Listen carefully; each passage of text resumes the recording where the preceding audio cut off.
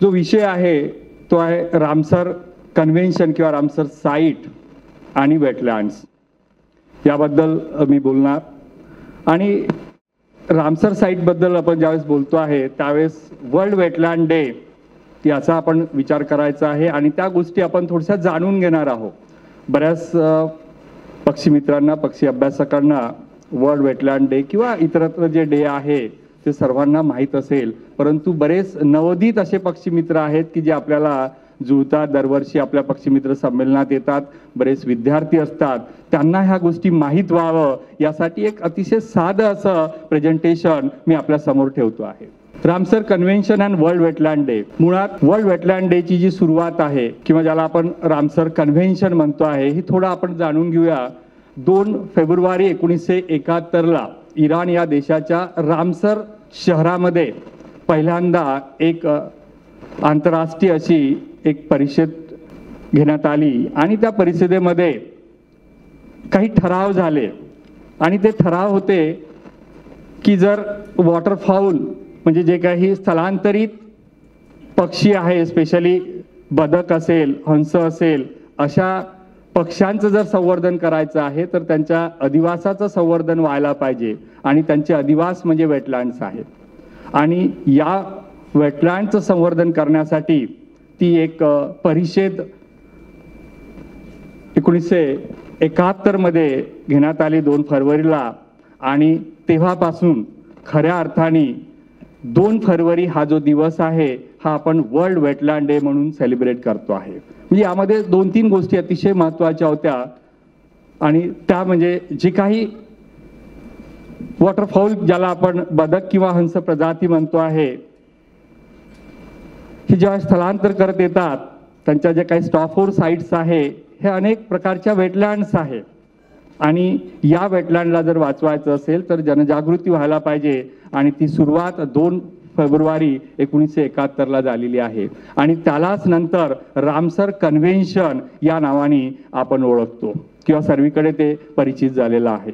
आज जवळपास ही जी चळवळ आहे, ही जी मूवमेंट आहे, या मूवमेंटमध्ये 172 देश हा जो नंबर आहे हा मागच्या वर्षीपर्यंतचा होता। 172 देश यामध्ये इन्व्हॉल्ड आहे की जे या पाणथळींना वाचवण्यासाठी समोर आलेले आहेत। जर आपण वर्ल्ड वेटलँड डेचा विचार करतो आहे तर दरवर्षी एक थीम असतं, दरवर्षी एक मध्यवर्ती संकल्पना असतं आणि जर आपण या 4-5 वर्षाचा जर विचार करतो आहे तर आपण बघा की 2019 ची होती वेटलँड अँड क्लायमेट, त्यानंतर आपण बघूया 20 मध्ये वेटलँड अँड बायोडायव्हर्सिटी जे पाणथळी आणि तेथील जैवविविधता, 21 मध्ये वेटलँड अँड वॉटर, 22 मध्ये wetland action for people and nature आणि 23 मध्ये आपण पाहतो आहे म्हणजे आता या वर्षीची जी थीम होती it's a time for wetland restoration. आपल्या सर्वांना माहीत आहे की आज जे काही वेटलँड आहे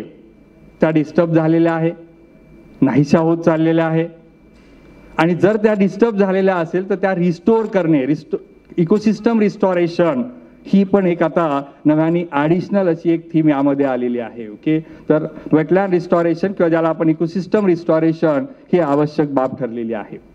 जर आपण वेटलँड बद्दल बघतो आहे तर ॲक्च्युली वेटलँड कशाला म्हणायचं असं एक सर्वसाधारणपणे जर आपण विचार केला तर सखोल भागामध्ये जे काही पाणी साचत आहे, अनेक वर्षानुवर्षे पाणी साचल्यानंतर काही भाग जो आहे जमिनीचा हा पाण्याखाली असेल, काही भाग हा वर असेल आणि त्यामुळेच तिथली जी काही जैवविविधता आहे त्या जैवविविधतेला एक पोषक वातावरण तयार होतं। मग तिथनं इन्व्हर्टिब्रेट्स पासून तर वर्टिब्रेट पर्यंत आणि आपण जर पक्षी मित्र असं जर आपण विचार करतोय, पक्ष्यांच्या संदर्भात जर विचार करतोय तर खऱ्या अर्थाने पक्ष्यांसाठी ते एक चांगलं माहेरघर ठरत आहे आणि हजारो पक्षी, लाखो पक्षी अशा वेटलँडवर दरवर्षी जमा होतात, अनेक प्रजातीचे पक्षी अशा वेटलँडवर जमा होतात। वेटलँडचा विचार करतो आहे तर नॅचरल ज्या वेटलँड्स आहेत, नैसर्गिक पद्धतीने ज्या तयार झालेल्या आहेत त्या फार अतिशय कमी आहे, परंतु मॅनमेड ज्याला आपण म्हणतो आहे की ह्युमननी स्वतःच्या फायद्यासाठी किंवा पाणी कुठेतरी आपण स्टोअर करण्यासाठी ज्या काही वेटलँड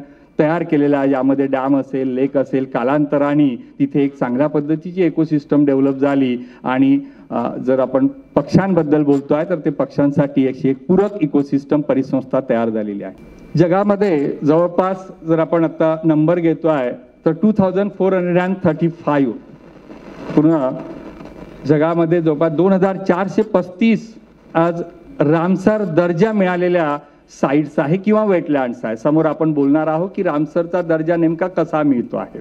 परंतु जर आपण एक थोडा ओव्हरलुक करतोय तर एक 24 ते 35 रामसर दर्जा मिळालेल्या जगामध्ये साईट्स आहे. त्यापैकी भारताचा जर आज विचार केला तर एक 54 आणि भारतामध्ये जर आपण बघतो आहे तर उत्तर प्रदेश असेल, तामिळनाडू असेल, पंजाब असेल, या राज्यांमध्ये या रामसर दर्जा मिळणाऱ्या ज्या वेटलँड्स आहे याचं प्रमाण जास्त आहे. महाराष्ट्राचा जर विचार केला तर सध्या 3 नांदूर मधमेश्वर आपल्या सर्वांना माहीत आहे, लोणार जे क्रेटर आहे त्याला रामसरचा दर्जा मिळालेला आहे आणि आता नुकताच मागच्या वर्षी ठाणेला रामसरचा दर्जा मिळालेला आहे. ओके, आणि काही फेमस जर आपण बघताय म्हणजे जे टॉप 10 आपण नंतर विचार करणार की भारतामधल्या ज्या काही रामसर साईट्स आहे. पण ओव्हरऑल जर जगाचा विचार आपण करतोय तर सर्वात जास्त युरोपियन कंट्रीमध्ये रामसरच्या साईट्स आहे. म्हणजे कुठेतरी मला असं वाटतं की लिटरसीचं प्रमाण असेल किंवा त्या पद्धतीचा सखोल अभ्यास असेल की ज्यामुळे त्या लोकांनी अशा जी काही पाणथळी होती, वेटलँड्स होते, त्यांना रामसरचा दर्जा त्यांनी दिलेला होता.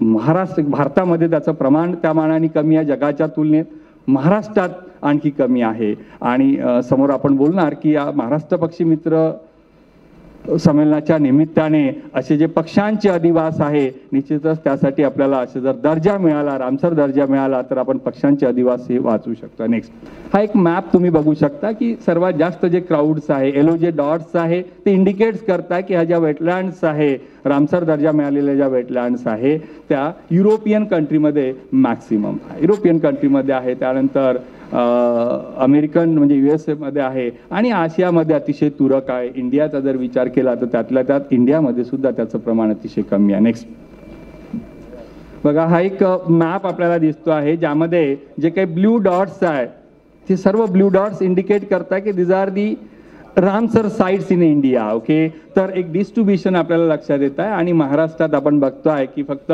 3 डॉट्स आपल्याला दिसत आहे आणि महाराष्ट्रात बऱ्याचशा अशा पोटेन्शियल साईट्स आहे की ज्यांना आपण रामसरचा दर्जा देऊ शकतो. पण तिथे सायंटिफिक वर्क होणं आवश्यक आहे कारण त्याला लागणारा जे काही डेटा आहे तो अतिशय चांगल्या पद्धतीचा डेटा पाहिजे, सायंटिफिक स्टॅटिस्टिकल डेटा पाहिजे आहे आणि ते काम आपल्या सर्व पक्षी मित्रांना करायचं आहे. नेक्स्ट एक लिस्ट मी इथे दिलेली आहे. जवळपास मी आता जे 54 साईट्स सांगितल्या आहे ज्या भारतामध्ये आहे त्याची एक लिस्ट आहे. नेक्स्ट 10 जर आपण रामसर साईट भारतामध्ये बघतोय तर एक ॲटलिस्ट काही एक्झाम्पल्स आपल्याला घेता येईल ज्यामध्ये चिल्का लेक अतिशय फेमस आहे, ओडिसामध्ये आहे. केवलादेव सँक्च्युरी असेल, सुंदरबन असणार.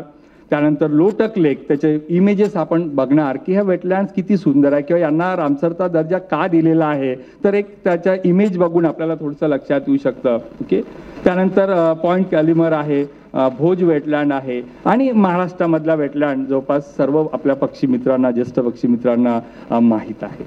ओके, ही जी आहे लोटक लेक इन मणिपूर, अतिशय सुंदर असे ही वेटलँड आहे ज्याला रामसरचा दर्जा मिळालेला आहे आणि बऱ्याच प्रजाती ज्या नॉट ओन्ली बर्ड्स, फक्त पक्षीच नाही तर सस्तन प्राणी असेल किंवा बाकी रेप्टाईल्स असेल, ओके, ते सुद्धा अशा वेटलँडमध्ये मोठ्या प्रमाणात आहे. नेक्स्ट त्यानंतर नव्याने सत्ता ॲड झालेली आपल्या सर्वांना माहीत आहे की ठाणे क्रीक जे आपल्या महाराष्ट्रासाठी फ्लेमिंगोसाठी अतिशय फेमस आहे. फ्लेमिंगो फेस्टिवल दरवर्षी सेलिब्रेट केला जातो. आपल्या सर्वांना माहीत आहे की बॉम्बे नॅचरल हिस्ट्री सोसायटीकडनं हा जो फ्लेमिंगो फेस्टिवल होतो आणि त्यांनी पाठपुरावा करून ऑफकोर्स महाराष्ट्र शासन, फॉरेस्ट डिपार्टमेंट, मँग्रोव्ज जे काही मँग्रोव्हचं डिपार्टमेंट असेल आणि BNHS आणि आणखी काही सपोर्टिंग ऑर्गनायझेशननी पाठपुरावा करून ठाणे क्रीक जे आहे त्याला रामसरचा दर्जा मिळवलेला आहे. ओके, त्यानंतर चिल्का लेक आपण इमेज बघू शकता. नेक्स्ट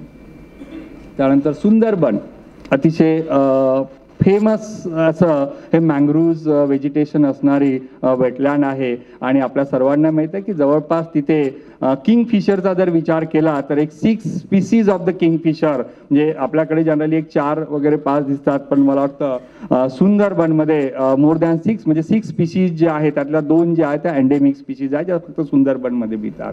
त्यानंतर Deepor Beel in Assam. Next Bhuj wetland in Madhya Pradesh. Okay. Then केरळामधली विंबर अँड कोल वेटलँड. नेक्स्ट. तर हे जे काही रामसर साईट्स आहे याचा दर्जा जो दिला जातो आहे त्या दर्जा दिल्याने काय होतं आहे तर एक इंटरनॅशनल रिकॉग्निशन मिळतं.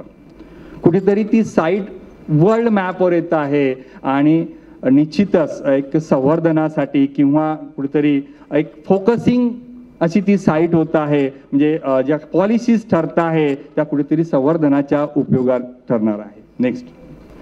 जर आपण रामसर दर्जाबद्दल बोलतोय, रामसरचा हा जो दर्जा मिळतोय कुठल्याही वेटलँडला त्यासाठी काय करायला पाहिजे. एक साधं प्रश्न अनेकाच्या माइंडमध्ये येतो आहे की आपण काय करू शकतो किंवा आपल्याकडे असणाऱ्या ज्या काही वेटलँड्स आहेत त्यांना आपण रामसरचा दर्जा देऊ शकतो का असा ज्यावेळेस प्रश्न येतो आहे तर त्याच्या काही गाईडलाईन्स ठरल्या गेलेल्या आहे. त्या गाईडलाईन्सचा एक आपण थोडक्यात विचार करणार आहोत की डिटेलमध्ये आपण आता फारसं जाणार नाही आहे पण थोडक्यात विचार करणार की जवळपास 9 प्रकारचे क्रायटेरिया दिलेले आहे की त्या 9 क्रायटेरियामध्ये जर एखादी वेटलँड बसत असेल तर त्या वेटलँडला रामसरचा दर्जा मिळू शकतो. की निश्चितच त्यासाठी सायंटिफिक डॉक्युमेंटेशन जे आहे त्याची गरज आहे. एक चांगल्या पद्धतीचं प्रपोजल बनवावं लागणार आणि मग त्याला त्या पद्धतीचं रेकॉग्निशन मिळू शकतं. ओके. तर जे 9 क्रायटेरियाज आहे थोडं एक मराठीमध्ये एक मुद्दाम स्लाइड मी बनवली आहे जे नवोदित पक्षी मित्र असेल शाळेचे काही विद्यार्थी असेल त्यांना माहीत असायला पाहिजे की एखादी वेटलँड आहे जो पाणथळी प्रदेश आपण म्हणतो आहे तेथील जैवविविधता कशी आहे म्हणजे बायोडायव्हर्सिटी अस्पेक्टनी ती वेटलँड कशी आहे किंवा बायोडायव्हर्सिटी तिथली किती रीच आहे याच्या बेसवर सुद्धा त्याला दर्जा दिला जाऊ शकतो. त्यानंतर पक्षी मित्रांचा जर आपण विचार करताय पक्षी अभ्यासक म्हणून ज्यावेळेस विचार करताय तर एखाद्या वेटलँडवर जर 20,000 पेक्षा पक्ष्यांचं पॉप्युलेशन जास्त असेल म्हणजे कमीत कमी 20,000 पाहिजे. 20,000 पेक्षा जर पॉप्युलेशन निश्चितच जास्त असेल तर अशा साईटला आपण रिकमेंड करू शकतो. आपण ते प्रपोजल बनवू शकतो आणि त्याला तो दर्जा मिळू शकते. त्यानंतर अनेक फिशेस जे असेल म्हणजे एखाद्या ठिकाणी वेटलँडवर असं नाही की फक्त पक्षी असतात तर तिथे मी सांगितलंय की सरपटणारे प्राणी असू शकेल, सस्तन प्राणी असणार, त्यानंतर फिशेस असणार, अँफिबियन्स असणार, काही स्पेसिफिक स्पीसीज जर त्या एरियामध्ये असेल आणि कुठेतरी त्या नाहीशा होण्याच्या मार्गावर असेल किंवा endemic to that particular area त्यावेळेस त्याचा विचार केला जाऊ शकतो. ओके. त्यानंतर काही अशा स्पीशीज आहे की other than birds. Okay. Other than birds म्हणजे स्पेशली सस्तन प्राणी किंवा रेप्टाईल्स जर आपण म्हणतोय काही ठिकाणी फक्त मॅमल्स मिळेल म्हणजे ओटर्स आपल्याला काही ठिकाणी पाहायला मिळेल पाणथळीवर. ओके. तर अशा पाणथळीला सुद्धा हा दर्जा मिळू शकतो. नेक्स्ट. जस्ट एक क्रायटेरिया वाईज जे 9 क्रायटेरियाज आहे त्यामध्ये फर्स्ट क्रायटेरिया जो आहे it contains representative rare and unique example of natural or near natural wetland. नैसर्गिकरित्या तयार झालेली एखादी वेटलँड असेल आणि बायोडायव्हर्सिटीच्या दृष्टीने अतिशय रीच असेल तर त्याला दर्जा मिळू शकतो. त्यासाठी डॉक्युमेंटेशन करणं आवश्यक आहे. त्यानंतर दुसरं आहे criteria 2 it support the vulnerable endangered or critically endangered species. मग त्या पक्ष्याच्या असू शकतात किंवा इतरत्र जे प्राणी आहे ज्या स्पीशीज कुठेतरी व्हल्नरेबल एंडेंजर्ड किंवा म्हणजे आयुष्यांच्या लिस्टमध्ये जर त्या येत असेल आणि ती प्रजाती त्याच भागामध्ये आढळत असेल तर निश्चितच त्यावेळेस सुद्धा रामसरचा दर्जा आपण देऊ शकतो किंवा त्यासाठी प्रपोजल बनवू शकतो. नेक्स्ट. क्रायटेरिया 3 जो आहे म्हणजे नॉट ओन्ली ॲनिमल्स काही प्लांट्स असेल ज्याला आपण पान वनस्पती म्हणूया किंवा त्या परिसरामध्ये आहे त्या पाणथळी भागामध्ये आहे आणि कुठेतरी त्याला इकॉनॉमिकल किंवा मेडिसिनल इम्पॉर्टन्स आहे किंवा बायोलॉजिकली ती स्पीशीज जी आहे ती त्या वेटलँडच्या दृष्टीने महत्त्वाची आहे तर अशा वेळेला सुद्धा रामसरचा दर्जा हा दिला जाऊ शकतो. त्यानंतर आणखी 4th क्रायटेरिया आपण बघूया it support the plant and animal species at a critical stage in their life cycle. संपत आलेला आहे फक्त तिथेच मिळत आहे म्हणजे कुठेतरी ऑन द वर्ज ऑफ एक्सटिंक्शन. ओके. पूर्णपणे संपण्याच्या मार्गावर आहे पण त्याच भागामध्ये त्याच वेटलँड त्याच पाणथळीवर मिळत असेल तर अशा वेळेला आपण त्या पाणथळीसाठी प्रपोजल बनवू शकतो त्याला पण रामसरचा दर्जा मिळू शकतो. त्यानंतर 20,000चं मी बोललेला. Okay. Criteria 6 it regularly support the 1% of the individual in a population of the one species. म्हणजे जगामध्ये जे काही स्पीसीज म्हणजे प्रजाती असेल पक्ष्यांची प्रजाती असेल. ओके. आणि त्यापैकी 1% जर त्या पाणथळीवर आढळून येत असेल तर निश्चितच त्या पाणथळीला रामसरचा दर्जा मिळू शकतो. म्हणजे वर्ल्ड पॉप्युलेशन जवळपास आपल्या सर्वांना माहीत आहे की मोठ्या प्रमाणात आज ऑर्निथॉलॉजी पक्षी अभ्यास केला जातो आहे. अनेक देशामध्ये सायंटिफिकली वर्क केला जातं आणि जे काही वर्ल्ड टोटल पॉप्युलेशन एखाद्या स्पीशीजचं असेल त्यापैकी 1% पॉप्युलेशन आपल्या वेटलँडवर येत असेल एखाद्या, ओके, आणि त्याचं जर आपण डॉक्युमेंटेशन प्रॉपर केलेलं असेल, सिस्टमॅटिक वेनी केलं असेल, काउंट केलेलं असेल, तर आपल्याला आपल्या वेटलँडला सुद्धा रामसरचा दर्जा मिळू शकतो. नेक्स्ट क्रायटेरिया 7 जे आहे की it support a significant proportion of indigenous fish species. म्हणजे बरेच वेळा असं होतं आहे की रामसर दर्जा हा फक्त पक्षी आढळत असेल त्यासाठी दिला जातो असं नाही आहे, तर त्या वेटलँडमध्ये जी काही पाणथळी आहे तिथे विशिष्ट प्रकारच्या मासोळ्यांच्या प्रजाती असेल, मग ती रेअर असेल, एंडेमिक असेल, तिथेच आढळून येत असेल, तर अशा केसमध्ये सुद्धा रामसरचा दर्जा हा मिळू शकतो. Next Criteria 8, it is an important source of food for fishes, spawning ground and nursery and migration patch for the fishes stock. म्हणजे इथे फिशेसचा पण विचार केलेला आहे, ओके, कारण बरेचशी पाणथळी अशी आहे की तिथे फिशेस हे स्पॉनिंग करतात. आपल्याला माहित आहे की ते त्यांचे अंडे देणार, ओके, आणि ते एक नर्सरी ग्राउंड म्हणणार, एक स्पॉनिंग ग्राउंड ठरत आहे.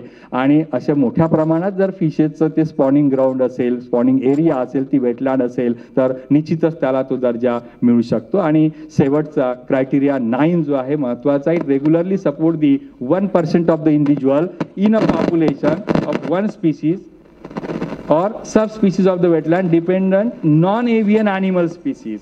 म्हणजे इथे एव्हियन स्पीशीजचा विचार केलेला नाही आहे. अदर दॅन एव्हियन स्पीशीज जर असेल, ओके, त्याचं टोटल पॉप्युलेशन, मग ते मॅमल्स असेल, मी जे सांगितलं रेप्टाइल्स असेल, अम्फिबियन्स असेल, फिशेस असेल, किंवा इव्हन इन्व्हर्टिब्रेट्स सुद्धा असेल, म्हणजे स्पेशली मॉल्युस्कन स्पीशीज असेल, ओके, तर अशा वेळेला सुद्धा हा दर्जा मिळू शकतो. म्हणजेच ओव्हरऑल जर आपण बघितला तर scientific documentation start from invertebrate up to vertebrate अतिशय महत्वाचं आहे.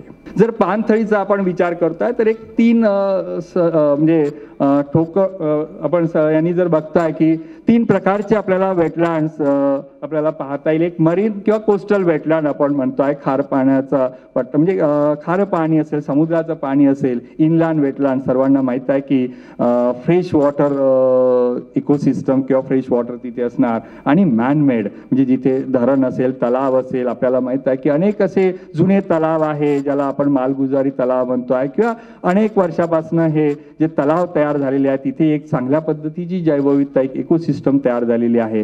तर एक 3 कॅटेगरी आपण या वेटलँडच्या घेऊ शकतो.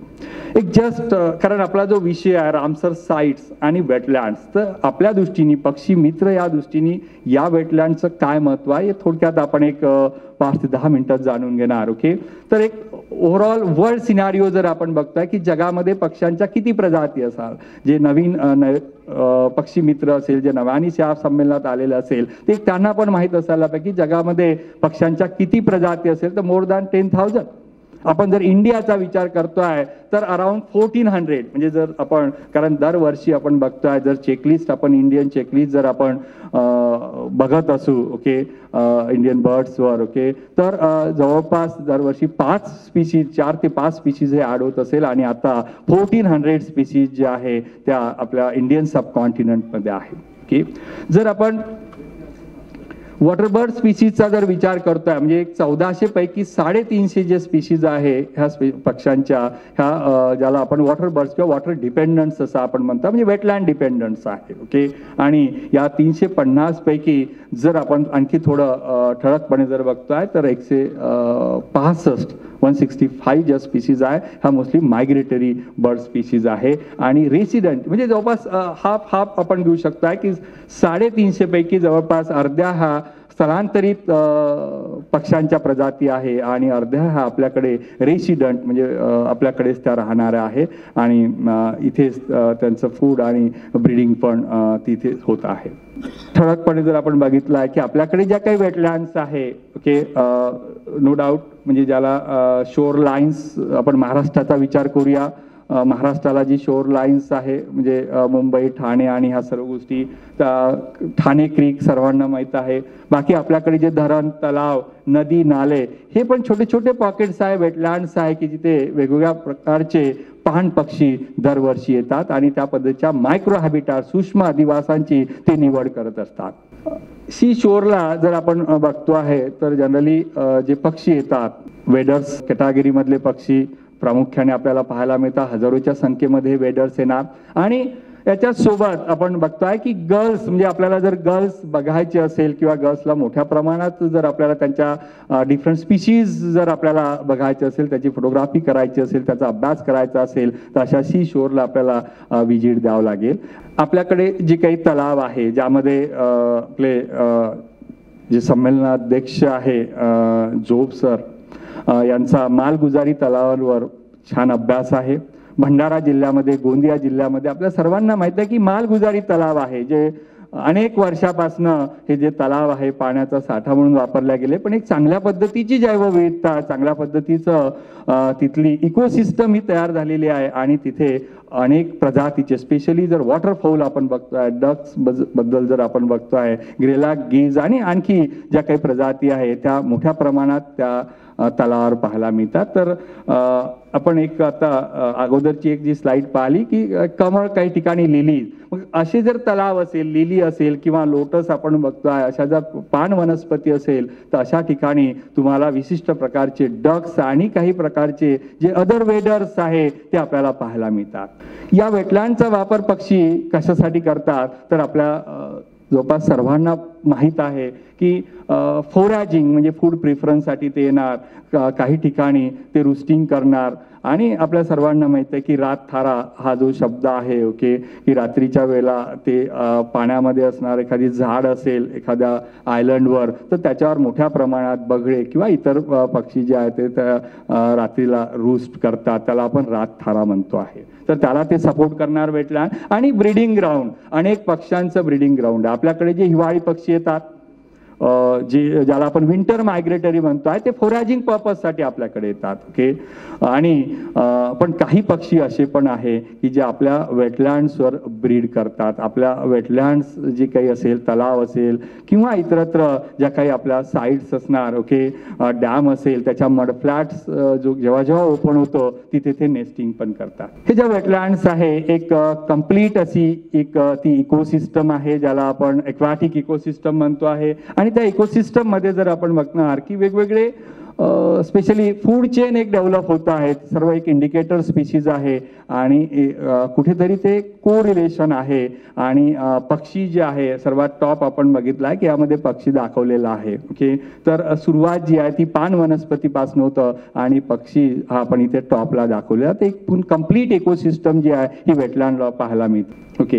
अशा ठिकाणी पान वनस्पती असेल, जलचर कीटक असेल, कृमी, वर्म्स ज्याला आपण म्हणतोय, शंख, शिंपले, कोळी, खेकडे, झिंगा ओके, मासे, उभयचर प्राणी, सरपटणारे प्राणी हे सर्व त्या परिसरामध्ये असणार. आणि म्हणून पक्ष्यांचं जे कॉंग्रिगेशन ज्याला आपण म्हणतोय, मोठ्या प्रमाणात जे पक्षी जमावतात तर त्याचं एकमेव कारण एकच आहे की तिथे असणारा फूड प्रिफरन्स. नेक्स्ट, हे काही फोटोग्राफ्स आहे जे आपल्या इनलँड वेटलँड मध्ये घेतलेले काही फोटोग्राफ्स आहे. म्हणजे या पद्धतीचे फूड प्रिफरन्सेस तिथे असणार ज्यामध्ये माशापासून, खेकड्यापासून, स्कीपर, फ्रॉग असेल, वर्म्स वगैरे हे सर्व या परिसरात असणार आणि म्हणूनच पक्षी तिथे जमा होतात. Next, aquatic plants. नेक्स्ट, सर्वांना आपल्याला माहित आहे की ठाणे क्रीक जे रामसर साईट डिक्लेअर झाली तर त्याचं प्रमुख कारण म्हणजे लाखोच्या संख्येने तिथे जमा होणारे फ्लेमिंगोज. पण या फ्लेमिंगो बद्दल एक मी सांगतोय, मराठीमध्ये आपण त्याला अग्निपंख म्हणतो आहे. आणि याच्याबद्दल ज्यावेळेस मी काही रिसर्च पेपर वाचले तर याचा पंखामध्ये किंवा बाकी जो कलर आहे रेड पायामध्ये असेल ओके, रेड कलर जो आहे हा आणखी डार्क जो होता आहे it is only due to their food preference. तो काय खातो किंवा त्याला मिळणारे जे काही घटक आहे त्यावर त्याचा गडद रंग जो आहे हा डिपेंड करतो आहे. तर त्यामध्ये जर त्याचा फूड प्रिफरन्स जर आपण बघतोय तर प्रामुख्याने तो जो बर्ड आहे prefer the red algae, blue green algae, aquatic plant seeds, बरेचसे असे पान गवत म्हणूया आपण, पानवेली, की त्याचे जे सीड्स आहे तो प्रामुख्याने खातो आहे. क्यारा आपल्याला माहिती आहे पान वनस्पतीचा प्रकार आहे. काही बॉटनिस्ट असेल तर त्यांना म्हणजे हा फूड प्रिफरन्स म्हणून तो वापर करतो आहे. क्रस्टेशियन आपल्याला माहिती आहे की जे काही मोलुस्कन्स म्हणजे स्पेशली आर्थ्रोपोड्स आहे, क्रस्टेशियन्स आहे, ओके, आणि काही मोलुस्क आहे ज्यामध्ये मोठ्या प्रमाणात मिनरल्स असेल, कॅल्शियम असेल आणि त्याला लागणारे जे काही घटक आहे ज्यामध्ये पिगमेंट्स तयार होतं आणि त्या पिगमेंटच्याच आणि त्याचा कलर जो आहे हा आणखी गडद बनत जातो आहे. Okay, next.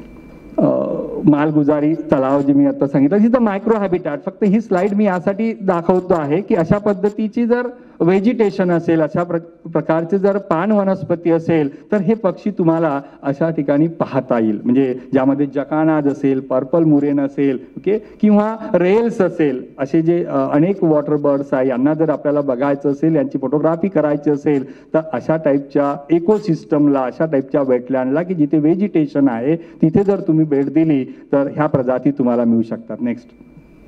Okay, just migratory birds आणि वेटलँड्स आपण एक 5 मिनिटात विचार करूया. दीज आर डिफरंट ग्रुप्स की जे आपल्याकडे मायग्रेशन करून येतात, डक्स, गीज, स्टॉक्स वगैरे. नेक्स्ट. आपल्या ज्या रामसर साईट किंवा वेटलँड म्हटलं याचं का महत्व आहे तर मग मी एक शब्द यूज केला होता, स्टॉप फॉर साईट्स. म्हणजे पक्षी स्थलांतर करत येत असतात, ज्यावेळेस स्थलांतर करणार त्यावेळेस ते मध्ये मध्ये त्यांचे थांबे असतात. 200, 300, 400 किलोमीटरचा प्रवास केल्यानंतर मध्ये ते ब्रेक घेतात आणि अशा साईटला आपण स्टॉप फॉर साईट्स म्हणतो आहे. तर जगामध्ये जर आपण बघताय तर टोटल 9 फ्लायवेज इन अ वर्ल्ड, म्हणजे मायग्रेशनचे जवळपास 9 फ्लायवेज जे आहे स्थलांतराचे मार्ग ते वापरतात. ओके, त्यापैकी 3 फ्लायवेज असे आहे स्थलांतरांचे मार्ग पक्ष्यांचे की जे इंडियावरनं जात आहे, भारतामधनं जात आहे. ओके, आणि त्यामध्ये सेंट्रल आशियन फ्लायवे असेल, वेस्ट आशियन ईस्ट फ्लायवे असेल आणि ईस्ट आशियन ऑस्ट्रेलियन फ्लायवे असेल. आणि किती कंट्रीजला ते क्रॉस करतात हे पण यामध्ये डिटेल दिलेलं आहे. म्हणजे त्या कंट्रीमध्ये येणारे जे वेटलँड्स आहे ते अतिशय महत्त्वाचे आहेत. ते जर वेटलँड्स आपण वाचू शकलो, त्याला रामसरचा दर्जा आपण देऊ शकलो, इंटरनॅशनल लेवलवर जर वर्क झालं तर निश्चितच हे स्थलांतर नेहमीच चालू राहील आणि अनेक पक्ष्यांच्या प्रजाती ह्या राहू शकणार. ओके, एक सिंपल मॅप यामध्ये दिला आहे मायग्रेशन फ्लायवेज जो पूर्ण वर्ल्डचा आहे. एक सर्कल जो केलेला आहे या सर्कलमध्ये दिसत आहे की 3 फ्लायवेज जे आहे cross the Indian subcontinents. Okay, ही जी स्लाइड आहे ही काय शो करताय की जगामध्ये जे काही पक्षी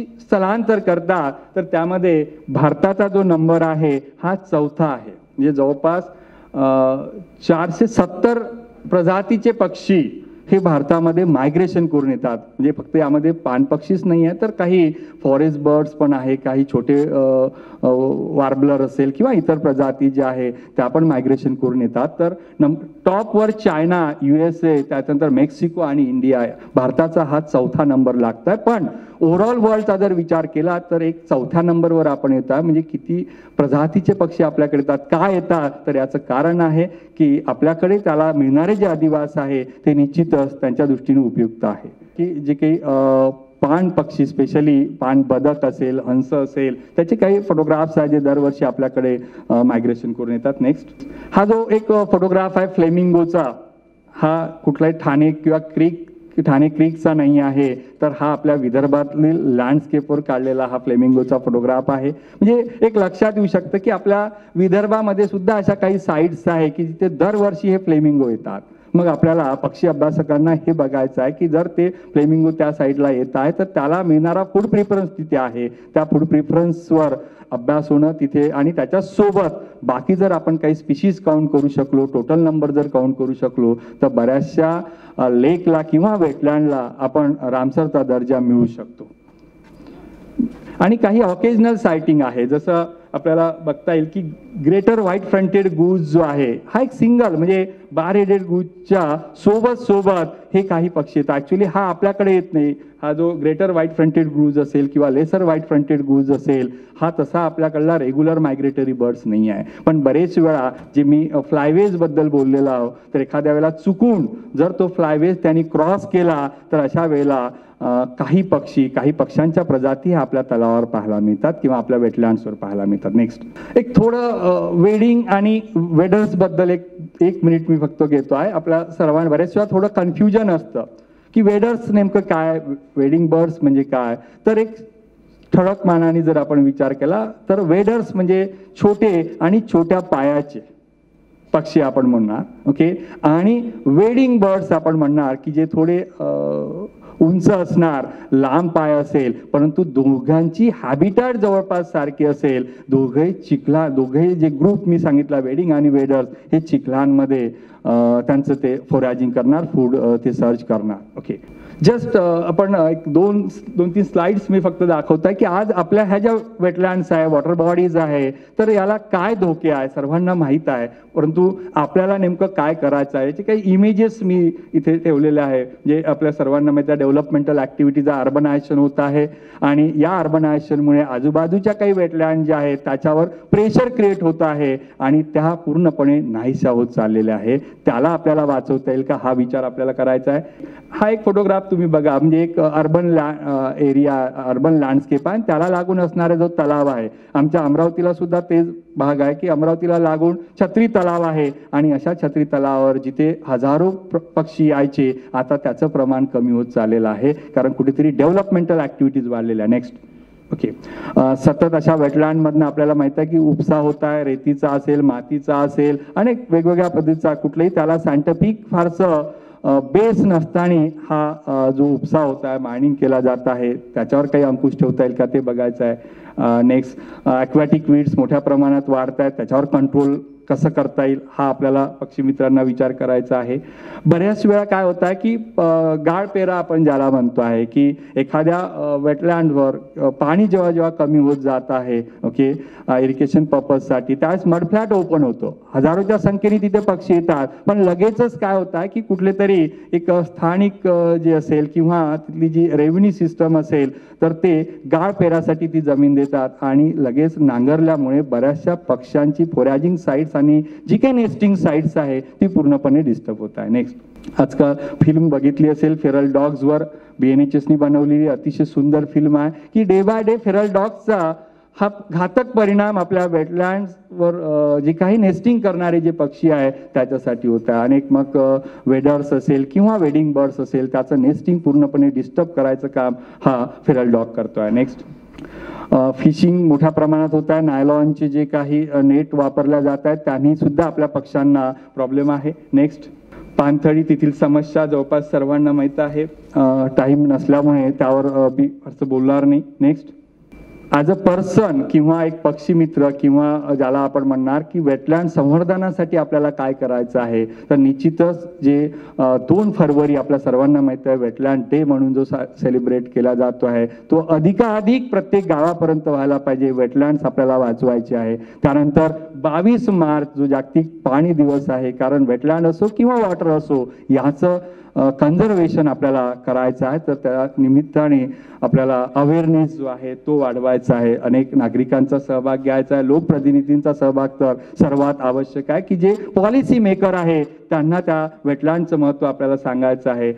विविध NGOज असेल, शासकीय संस्था असेल, या सर्वांना एकत्र करून काही शासन स्तरावर आपण अशा काही वेटलँड जे आहेत त्यांना नोटिफाय करू शकतो का आणि त्याचा पाठपुरावा करू शकतो का हा विचार आपल्याला सर्वांना करायचा आहे. Next, a world without wetland is a world without water. तर आज या प्रसंगी आपल्या सर्वांना हाच विचार करायचा आहे की आपल्याला जर पाण पक्षी वाचवायचे असेल तर त्याचे अधिवास हे आपल्याला वाचवायचे आहे. ओके, वन्स अगेन मला प्रथम सत्राला बोलण्याची संधी दिली त्यामुळे मी आयोजकांचे आभार मानतो. आणि जे काही, कारण I am not a expert in wetland किंवा मी कुठलाही रामसरच्या संदर्भातला एक्सपर्ट नाही आहे, माझं जे काही नॉलेज मी अक्वायर्ड केलेलं आहे रिगार्डिंग दिस ॲस्पेक्ट ते तुमच्यासमोर ठेवण्याचा प्रयत्न केला आहे. Thank you very much.